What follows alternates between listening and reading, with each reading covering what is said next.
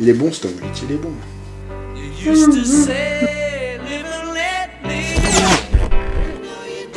Eh oh, debout. Oh, vous êtes fan de dessinateur du Joe Team? Moi je suis le génie de la bande dessinée et du coup je suis là pour exaucer tes rêves. Ah ouais? Ah bah j'aimerais bien 50 millions d'euros et passer la nuit avec Scarlett Johansson. Ouais, non, ça va pas être possible. Mais par contre j'ai un autre truc à te proposer.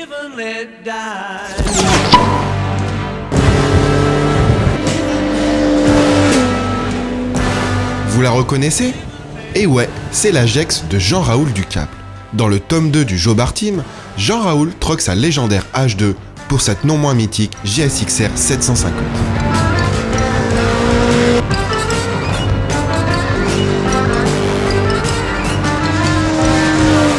Nous avons là un modèle de 1992, synonyme pour la sportive japonaise de grosse évolution, puisqu'elle abandonne le refroidissement par air et huile pour passer au refroidissement liquide. La bête voit ainsi sa puissance grimper à 118 chevaux, pour une vitesse maxi qui flirte avec les 270 km/h. Une aubaine pour les arsouilles entre potes, ou pour mettre des courants d'air au motard de la police. Parmi les autres évolutions de ce millésime, on note des lignes plus arrondies, des coloris bien flashy, mais l'air de famille avec les anciennes GSXR reste très marqué, notamment grâce aux deux phares ronds et au traditionnel cadre double berceau en aluminium. 22 ans plus tard, cette 750 conserve les caractéristiques de son époque, mais demeure d'une efficacité redoutable. Un comportement sain et naturel, une position de conduite assez éloignée des sportives modernes, puisqu'on a l'impression d'être assis dans la moto, et un moteur qui vous transporte très vite à des vitesses franchement pas raisonnables.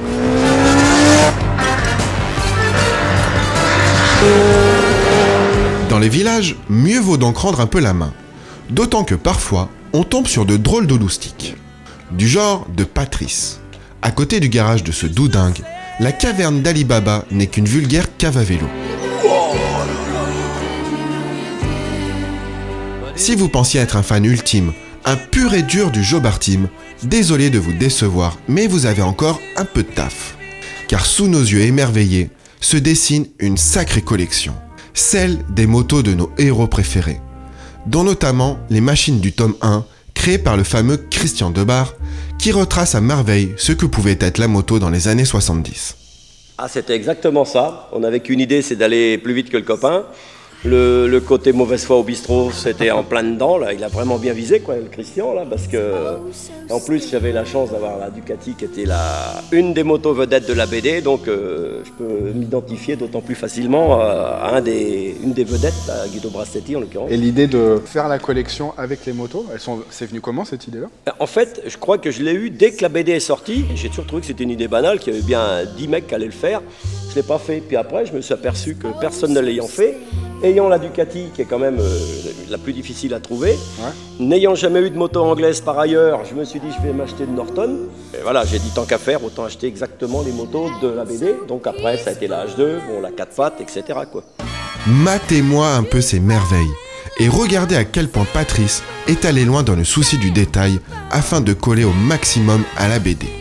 La 900 SS de Guido, avec ses 3 disques de frein, ses gros carbus, ses pots contis et ses cornets sans filtre à air. La Norton Commando de manche sec, parfait exemple de la joaillerie britannique. Admirez cette allure racée, amplifiée par l'ajout de guidons bracelets. Ça représentait quoi à l'époque, la H2? Ah, la H2, alors là, c'était la bombe. C'était la plus, disons, la plus sportive.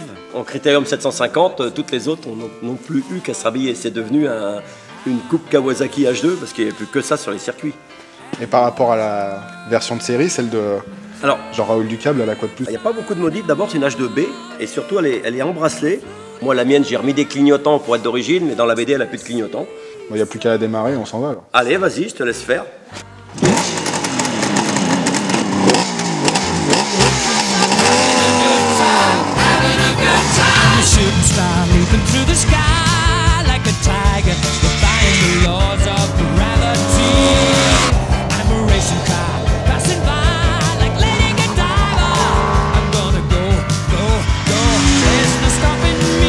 Dès les débuts du Joe Team, Gianno Lacaze fut habitué aux machines très sportives, signe de ses velléités de pilote chevronné. C'est d'ailleurs le seul qui tenta de dépasser le statut de champion du quartier pour s'aligner au départ d'une vraie course de côte. Cette dernière se terminera d'ailleurs de façon mémorable. Sortie par Kawasaki en 1962, la H2 va rapidement faire la loi dans les courses de promotion. Faut dire que son gros 750 sent encore méchamment la poudre. À la moindre rotation de la poignée, l'aiguille du compte-tours s'envole dans un râle typique des moteurs 2 temps. Passé 6000 tours, le 3 cylindres s'énerve et balance la sauce. Mais plus que la puissance, ce sont les vibrations qui sont les plus hallucinantes. Mais comment les mecs de l'époque pouvaient-ils piloter ce vibromasseur qui vous paralyse les mains et les avant-bras au bout de 10 minutes? Quant à la boîte de vitesse, le point mort étant tout en bas, on a vite fait de se retrouver sur ce dernier lors d'un rétrogradage intempestif. Souvent, pile au moment de rentrer dans un virage. Ajoutons à cela l'inefficacité chronique des freins, et vous êtes prêts pour de grands moments de solitude. Tu parles d'un piège ce truc? Moi, j'ai pas envie de mourir. Allez hop, retour à l'envoyeur. Alors, a été sympa cette petite balade? Ouais, c'était génial. Je peux vous demander un autre souhait? De quoi? Ça vous dérange pas de me montrer comment vous travaillez? Ouais, c'est ton rêve. D'accord. Merci. En 1990, sort le premier tome du Jobard Team, enfanté et dessiné par l'immense Christian Debar, alors illustrateur à Motojournal. En 1993, Stéphane Déteindre, dit Fan, va prendre la suite et sera à l'origine des tomes 2, 3, 4, 6, et plus récemment du tome 8, où il retrouve Pierrot, Jérémy et Polo, les 3 personnages qu'il a imaginés pour agrandir la troupe du JBT. J'ai fait mon petit casting avec ces 3 gugus qui s'inspiraient vaguement de moi et de quelques copains. Et puis très vite, ils ont acquis leur autonomie, quoi. Ils sont devenus des personnages à part entière, mais sinon ils étaient largement inspirés de copains et moi. Et j'ai eu besoin de mettre ce vécu-là dans la BD et de ne pas partir que des personnages à Christian, parce que j'étais jeune motard à cette époque-là, j'étais jeune permis. Et pour pouvoir puiser un petit peu dans mon vécu et mes anecdotes et tout ça, il fallait que je mette le Jobard Team dans les années 90, quoi. C'est comme ça qu'ils sont nés, ces petits personnages-là. Bah, mon petit chouchou, ça a toujours été Polo, parce que c'était censé être moi au départ. D'ailleurs, il est sur le 500 XT, et voilà, tu vois, quand je fais ce dessin-là, je pense à moi en train de me dire « Oh là là, les freins à tambour, c'est vraiment de la merde ». Dans le Jobard Team, les pilotes et leur monture forment un vrai couple, un vrai duo comique. Et comme elle se prête volontiers à la photo et à la vidéo, la moto s'adapte à merveille à la BD. C'est dynamique, c'est échevelé, puis c'est vivant. C'est vivant dans un style humoristique, la moto c'est génial parce que ça se tortille comme un personnage, quoi. Jouer avec les suspensions, avec les roues qui s'ovalisent, les pneus qui se distordent. On peut la faire parler, la moto, quoi. On peut la rendre vraiment humaine, enfin vivante, en tout cas très vivante.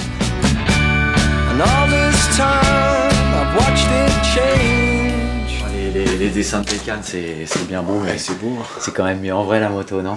Oui. D'ailleurs, j'ai un truc qu'il faut que tu ailles voir dehors, là. Va voir. Oh, la VMAX 1700 de Pierrot Lafouine. Un bon génie de la BD, ce fan.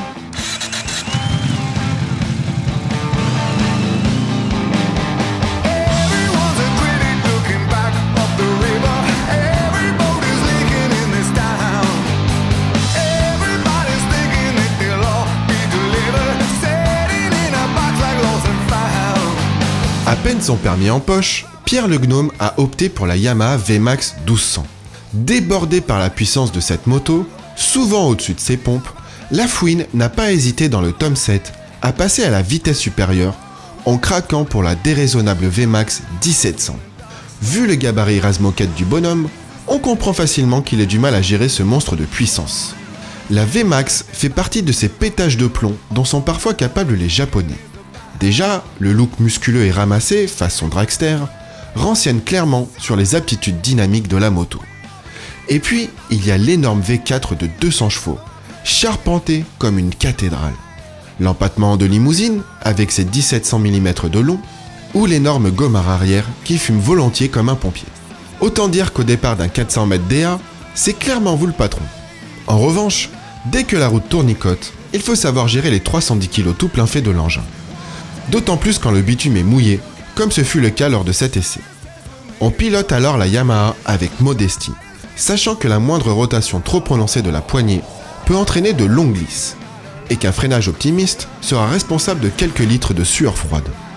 Pour terminer notre exploration de l'univers du JBT, on est simplement rentré au bureau, car il faut savoir qu'à la fin des années 80, c'est dans la rédaction même de Moto Journal que de nombreuses anecdotes ont donné lieu à certains gags du premier tome du Joe Bartine. Que c'est né de ça, quoi, qu'on partait tous ensemble, heureux de partir en essai. C'était un des plus beaux comparos qu'on ait fait. C'était le grand prix du comparo 600, quoi. Quand vous avez vu, vous, sortir un peu le Joe Bartine, parce qu'il y a vraiment des trucs... vous vous dites, ah ouais, ça c'était dans ce comparo, ça s'est passé à ce moment-là. Ouais, il y a une phrase réelle qui était, je me souviens, un jour, on s'arrête et tout, et je leur dis, il n'aurait pas fallu rouler plus vite parce que ça aurait été dangereux. Plus vite, c'était pas raisonnable. Cet esprit Joe Bartine est né complètement des essais à Moto Journal. Puis surtout, on était heureux de rouler ensemble, quoi. C'était pas qu'ils partent. Voilà. Comme à l'époque, chez Moto Journal, les comparos donnent encore lieu à de joyeuses arsouilles teintées de bluff et de mauvaise foi. Comme quoi, journaliste essayeur ou simple motard, si les générations passent, l'esprit reste. Et c'est sûrement de là que vient le succès intemporel du Joe Bartine. Et alors, il était bien ce petit rêve? C'était génial. J'ai essayé les motos du Joe Bartine, j'ai vu une collection de fous. Je vous ai vu travailler. Merveilleux, je suis comblé. Bah oui, mais maintenant, faudra que tu te casses. Ah non, je suis bien là. Ouais, non, parce que les fans, c'est sympa, mais il y en a, ils sont un petit peu lourds. Oh, silence là, c'est de dormir.